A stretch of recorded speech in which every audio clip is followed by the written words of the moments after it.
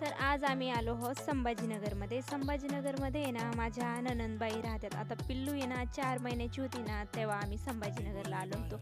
आता पिल्लू फार 1 वर्षाची झाली आहे आणि अहो माझ्यावर चिडले होते कारण की मी त्यांना दुसऱ्या रस्त्याने आणलं होतं. मामा-मामीला घ्यायला भाचे पण आले. आता घरी आलेच ना, लगेच आहे ना, आम्ही जेवण करायला बसलो होतो.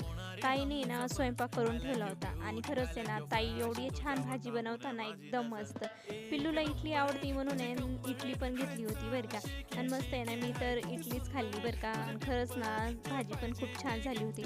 संध्याकाळीच आहे ना आम्ही चाललो होतो पिल्लू, मी आणि तिचे पप्पा कारण की आम्हाला जायचं होतं जारचं पाणी आणण्यासाठी. आता आहे ना ताई आहे ना जारचंच पाणी पिता म्हणून आम्ही चाललो होतो.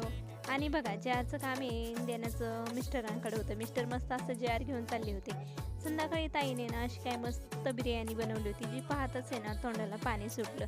मस्त जेवण-बिवण करून आहे ना आम्ही आहे ना मस्त अशी चक्कर मारायला चाललो होतो. ताई आम्ही सगळे चक्कर मारायला चाललो कारण की उद्या सकाळीच आम्हाला निघायचं होतं.